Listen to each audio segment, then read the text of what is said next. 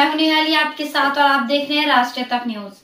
चलिए नजर डालते हैं आज की खबर की ओर।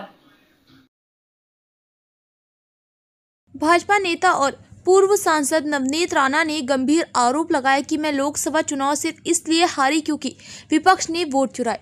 ये हनुमानगढ़ी में हनुमान चालीसा चैरिटेबल ट्रस्ट द्वारा आयोजित दीप उत्सव कार्यक्रम के बाद मीडिया से बात कर रही थी। विपक्ष पर लोकतंत्र के जिंदा या मुर्दा होने का मजाक उड़ाने का आरोप लगाते हुए राणा ने कहा, अगर वे लोकसभा में जीतते हैं तो लोकतंत्र जिंदा है और अगर हारते हैं तो ये कहना पाखंड है कि लोकतंत्र की हत्या हो गई। उन्होंने आगे कहा, राज्य के किसानों और महिलाओं के लिए काम करने के बजाय विपक्ष सिर्फ आरोप प्रत्यारोप लगाने में समय बिता रहा। अपने पति विधायक रवि राणा को मंत्री पद न मिलने पर मजाकिया अंदाज में बोलते हुए उन्होंने कहा, मंत्री पद के लिए उन्होंने जैकेट सिलवाए होंगे, उनमें से एक आज पहना होता। उद्धव और राज ठाकरे की आलोचना करते हुए उन्होंने कहा, मजबूरी का नाम ठाकरे परिवार है। अगर बाला साहेब ठाकरे के निधन के समय वे साथ आए होते तो विचारों की एकता होती, लेकिन अब दोनों भाई सत्ता से दूर जाने के बाद ही साथ आए हैं।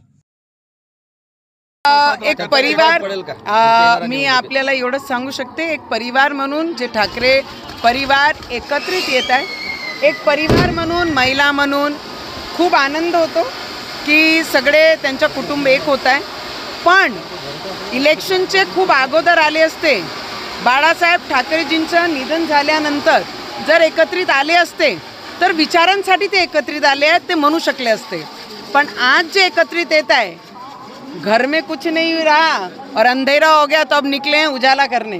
तो आता जे उद्धव ठाकरेजींचा परिवार एकत्रित आलाय तर महाराष्ट्राची जनतेच्या पाण्याचे जे दृश्य आहे तो सिंपती म्हणून नाही, खुशी म्हणून नाही, पण मजबुरीचं नाम म्हणजे ठाकरे परिवार हा पद्धतीने लोक पाहते की एवढे त्रस्त झाले, एवढे मजबूर झाले की विचारांसाठी एक येऊ शकले नाही, आले नाही। आणि आज फक्त सत्यासाठी एक होणं, हा एकत्रित होणं नाही म्हणत, हा मजबुरीचा नाम म्हणजे ठाकरे परिवार। निवडणूक आयोगाच्या याद्यामध्ये मोठ्या प्रमाणात घोड आहे आणि जोपर्यंत निवडणूक याद्या दुरुस्त होत नाही निवडणूक होऊ देणार नाही असा इशारा जो आहे राज ठाकरे यांनी सभेतून दिलेला आहे। मला असं वाटते खूप सारे इशारे पहिलेही भेटलेले आहे। लोकसभा ते जिंकले तर लोकशाही जिवंत आहे, विधानसभेत ते पडले तो लोकशाहीची हत्या, संविधानाची हत्या। जेव्हा तुम्ही लोकसभा निवडून आले तेव्हा लोकशाही जिवंत होती आणि 4 महिन्यांनी लोकशाहीचं मरण कसं होऊ शकते? तर मला असं वाटतं हा सरी जोक आणि गंमत ऑपोजिशन पार्टी करत आहे। स्वतःचे आतमध्ये झाकून लोकांसाठी काय केला पाहिजे, शेतकऱ्यांची मदत कशी केली पाहिजे होती, लाडकी बहिणांना कसे बाहेर येऊन भाऊ म्हणून त्यांना मदत केली पाहिजे होती, या महाराष्ट्रामध्ये इन्फ्रास्ट्रक्चर कसं केला पाहिजे होता, त्यावर ना बोलताना चोरी हा विषय, मत चोरी केली, मन इलेक्शन कमिशनवर आरोप करणं, हा सगळं जे घडलेलं आहे हा काँग्रेसनी गेल्या 70 वर्षापासून हा त्यांनीच केलेला। आज नवीन काही सरकार बसलेली नवीन योजना नहीं है। तो मला वाटते चोर को पता होता है कि उसके अंदर कितना गहराई है, तो ऑपोजिशन ने बताना नहीं कि तुमने कितनी चोरियां की हैं। तो हम भी बोल सकते, आम्ही सांगू शकतो लोकसभामध्ये तुम्ही आमचे मत चोरी केले आणि म्हणून आमच्यासारखे लोकांचा पराभव झाला।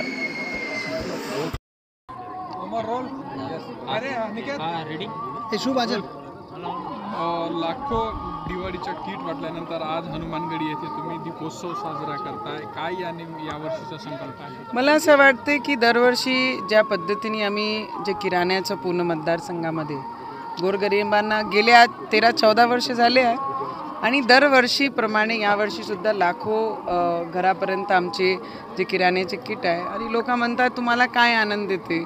काही लोक इलेक्शनचे पहिले टीके करायचे की बाई इलेक्शन आहे म्हणून, पण दरवर्षी जेव्हा गोरगरिबांवर आम्ही जे स्माईल पाहतो तर मला वाटतं आमची खरी दिवाळी तिथूनच सुरू होते।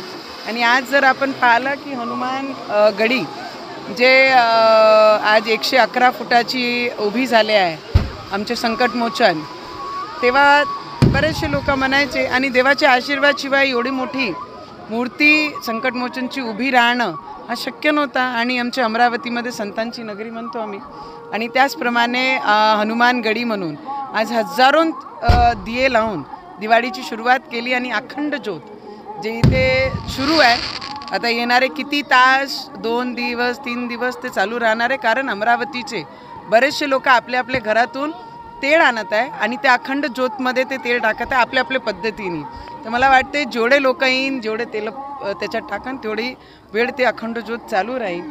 आणि देवाला फक्त संकटमोचन आहे, देवाला साकडा घातलं आणि सगळ्यांच्या जीवनातले संकट दूर हो आणि दिवाळी चांगली हो आणि येणारा भविष्य सुद्धा खूप चांगला राहो. भाऊंनी